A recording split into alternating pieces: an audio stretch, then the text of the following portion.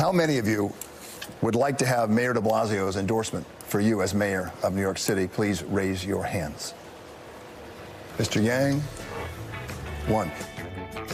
Yang. He's from the W.D. Childers School of Good Government. I won all the money and I won all the votes. Wednesday night's Democratic primary debate for mayor of New York City. And joining us now, the mayor of New York City, Bill de Blasio. Mr. Mayor, you're back. Mr. Mayor, it's a tough crowd. Let me tell you. This is a very tough crowd. Oh, that's just another day in New York City. Can we just celebrate that you guys are back in New York City? Everyone together around the table. This is beautiful. This really feels great.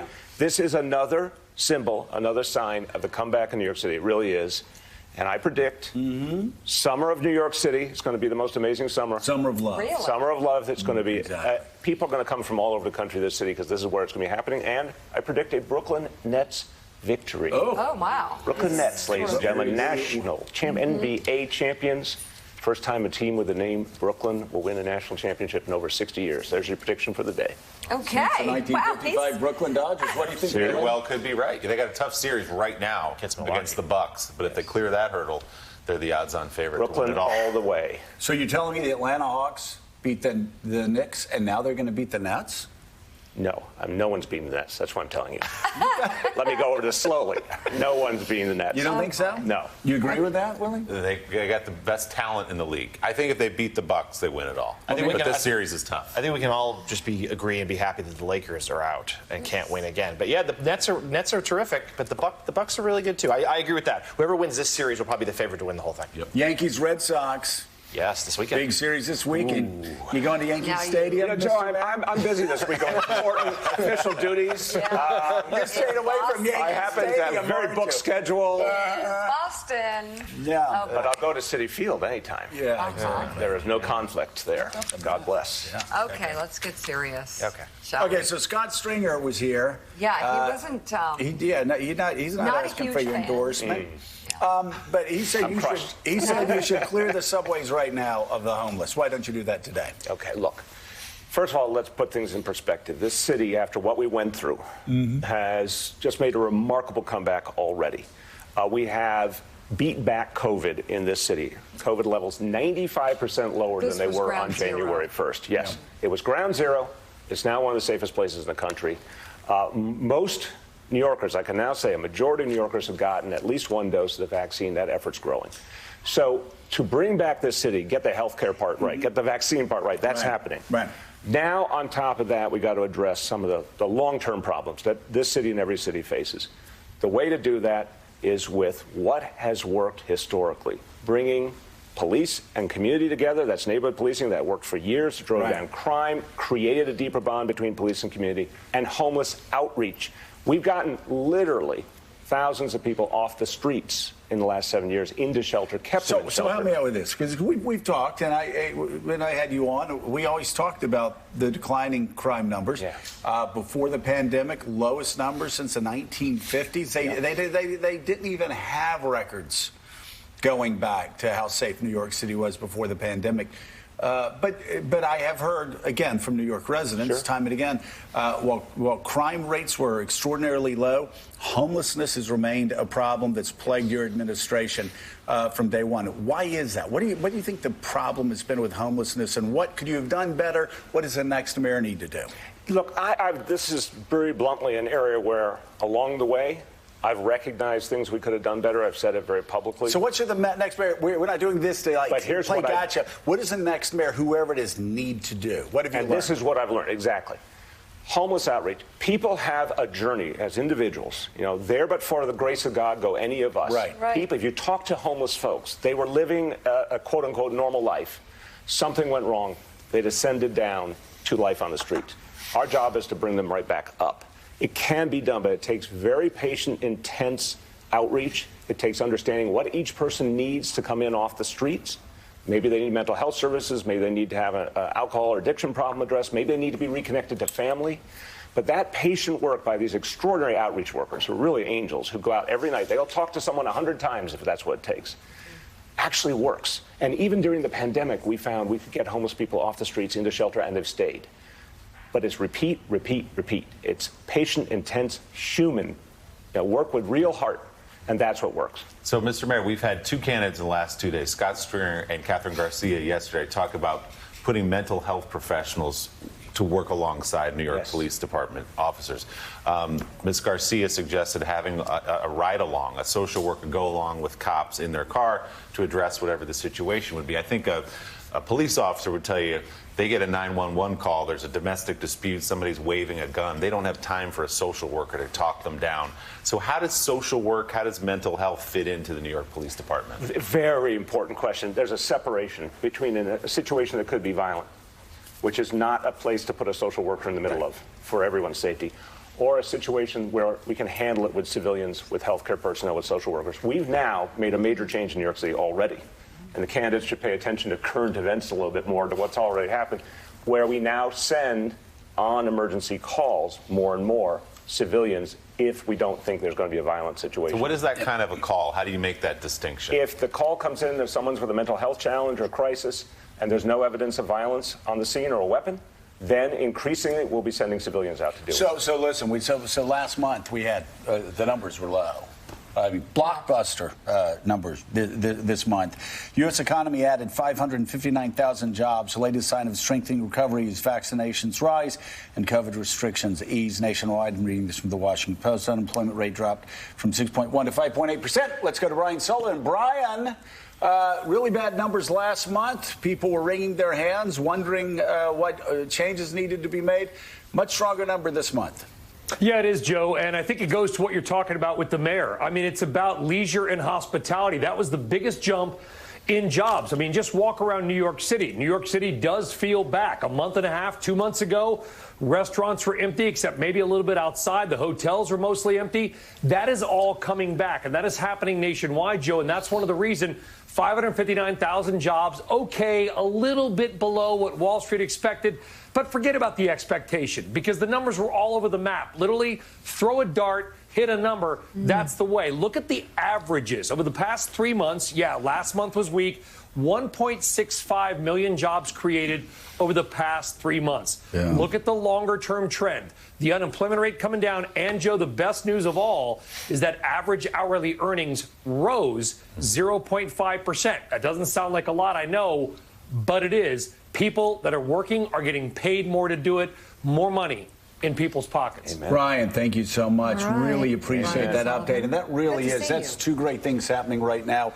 People are going back to work, but also not only are we getting more people going into the job market, but salaries are going up. And you see some of these national chains are going $15, $16 an hour. I mean, this COVID's going to be transformational in a lot of ways, but it seems like wages going up is one way that's happening. Yeah, and that national number, you see it in plain sight here in New York City. You see it in the restaurants, you see it in the stores opening up, and I think a lot of it, to your point, goes back to getting people vaccinated, letting them feel safe where they go shop and where they eat.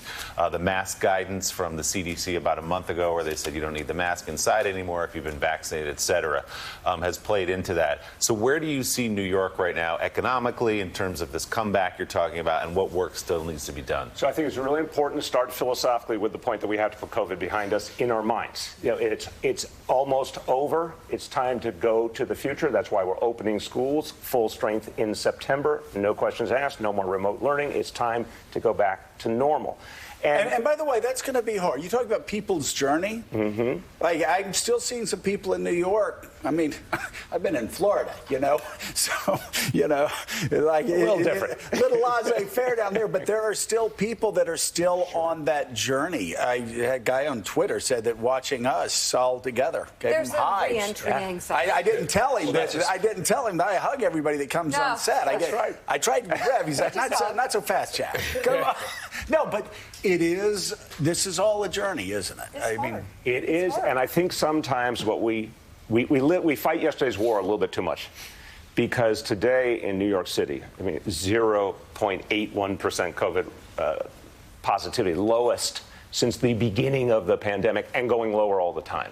So let's get our minds into the fact that we're turning the page. Jonathan, Rev, all New Yorkers here, can you guys think back to March and April of last year and what you guys have been through and where the city is now? Well, the day that there were no COVID deaths, I was talking to somebody and we were thinking about the refrigerated trucks outside the hospitals in Queens, the field hospital in Central Park, the graves that were being dug. The constant ambulance sirens. That was the soundtrack to the city, and now that's ended. But New Yorkers get this victory because we said to New Yorkers, we're going to ask you to sacrifice. We're going to ask you to do something tough. You know, socially distance, shelter in place, wear a mask, change your life. They did it.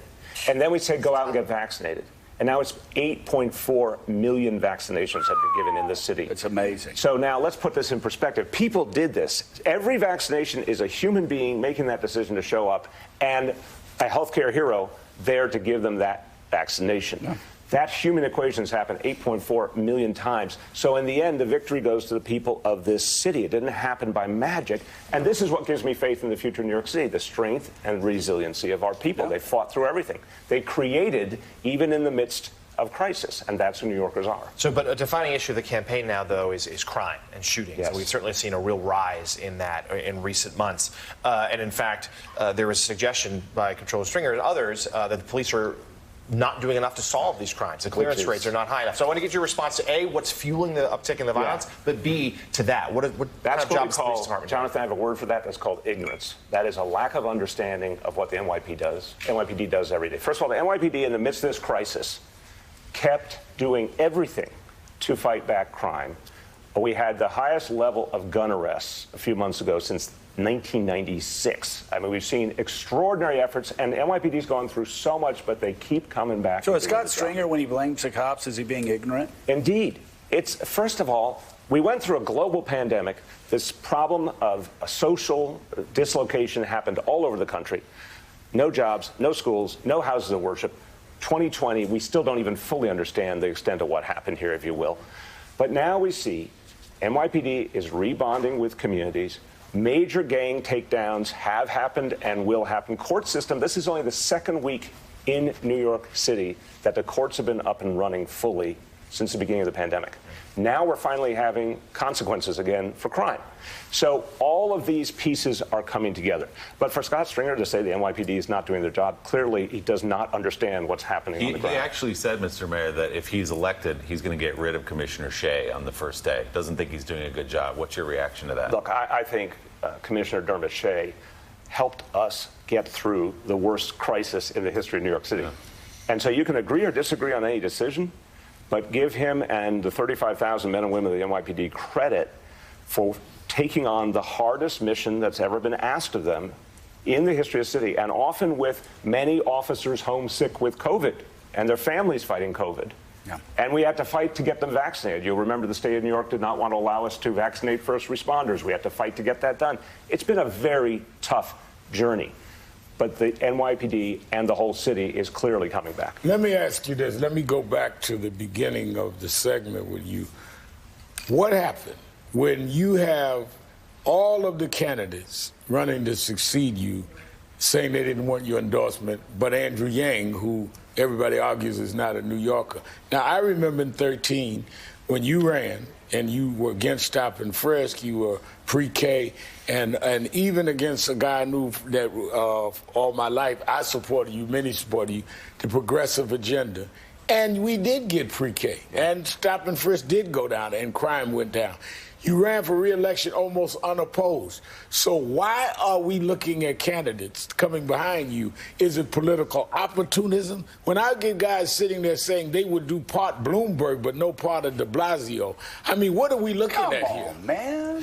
So, Rev, in a Democratic primary. In a Democratic primary. Rev, you remember that song from the 60s, Games People Play? Mm-hmm. Everyone's trying to be the change candidate.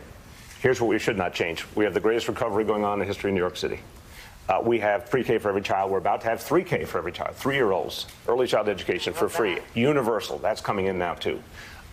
We pushed down crime before a global pandemic 6 years in a row while bonding police and community together and making major reforms. We continue to make major reforms, but reforming policing and public safety need to walk hand in hand. So I think what these candidates are doing is trying to act like they're the brand new, shiny, other leading brand, if you will. But what the people of this city want is to continue the progress that we've made and build on it. This is what I hear all the time from folks. People are proud of the recovery of New York City. They don't want folks saying New York City didn't do something right here. They're proud that New York City came back so strong. They're proud of our vaccination effort. They agree that it was right to open schools. This city opened schools when most cities didn't dare. No, and I think that there have been some things there. There were things that we wanted to see more done with the Gardner case and other things. But I'm talking about the general flow of the city to compare it to where Giuliani and Bloomberg was. That's why I don't get Democratic candidates having that position. There was another song called Backstabbers. It was a little after this. But this point... I just got to correct you, because, I'm sorry. If you're going to talk about the Spinners, I just have to ask, so we get the decade right. It's the Spinners and Dionne Warwick from 1975. Okay. OJ's Backstabbers, like 72, 73. But go ahead. Encyclopedic. I mean, that's the only word for him, encyclopedic knowledge. If you're talking about the Spinners, go ahead. Rev makes an important point. Invoking Michael Bloomberg in a Democratic primary, watch your step. Because in the end, people in this city did not like the fact that elections were bought by Michael Bloomberg, and they responded very strongly after Michael Bloomberg to that fact. They did not like stop and frisk, and they responded very strongly. They did not like a city dominated by landlords and developers. So that concept is long gone. I won't comment on any individual candidate. I'll say a Democrat who's invoking Michael Bloomberg does not understand the Democratic electorate. Were you surprised yesterday when Andrew Yang invoked Michael Bloomberg? No, I was in a Democratic primary. And as you know, I worked with Bloomberg on some things. I'm not just totally anti-Bloomberg, but I'm saying in a political race, Democratic primary, to think you're scoring points going Bloomberg and attacking de Blasio. And when I've disagreed with the mayor, I've called the mayor and said, I think we should do more on trying to get rid of the guy with Gardner or something like that. But the general flow of where he went certainly is more in line with Democratic voters than a Bloomberg, who I had worked with on some things, and a Giuliani. And that's why I'm saying, are we looking at just rank opportunism here when you're looking at a debate and you've got 8 candidates and 7 of them saying you would not want the endorsement of the sitting Democratic mayor? What's going on here? By the way, I was corrected. You correct somebody, they correct you. Backstabbers, actually, I said 73 to 74. It was 72. Joe, I think that was close, Joe. Joe, why don't you take the weekend? That was close. Totally unnecessary. You're tired, Joe. We believe a little before my time. We believe in redemption, Joe. Yeah, we do. Give him another chance. When we go to break, can we play Mighty Love by the Spinners going to break? Before we go to break, though, we should ask him about his next act. Yes. Because he's so positive. Everybody has a next act. There's always a way to reinvent yourself, you know? We talk about that a lot. You could run for president. I'm going to. I need to know my value. All right. Well, here's an example. One of the graduates of being mayor of New York City, spokesmodel. Let's go. Oh, no. Take a look. I've been sleeping on my pillows for some time. I love them. They're simply the very best pillows ever made. But I just found out that they also have a wide assortment of other incredible products, like their mattress topper, sheets, towels, and slippers, and more. So let me ask you, will you do Mr. Pillow ads? My God. I have to say that's not my role model. That's I watched that. Mr. Pillow ads? I felt a cringy feeling up and down my body. No. Been feeling that way for a while. Mr. Pillow. Yeah, we've been feeling that way for quite a while with Rudy Giuliani. God. No All right. pillow ads. That's really good to see you, Mayor Bill de Blasio. I want to You congratulate are you guys. predicting an NBA championship for Brooklyn. Brooklyn, New York, first time since the 1950s. Brooklyn will lead the way. And look, as you see today, New York City is coming back. This is really important that you guys are here. I'm not blowing smoke. It's so important for people to see that we're back together and it works and we're safe. It works. So thank you. I'm really glad you're here. I'm going to hug you after this segment. my love. I'm okay with that. Should he Wouldn't be the first time. I'm okay with that. Again?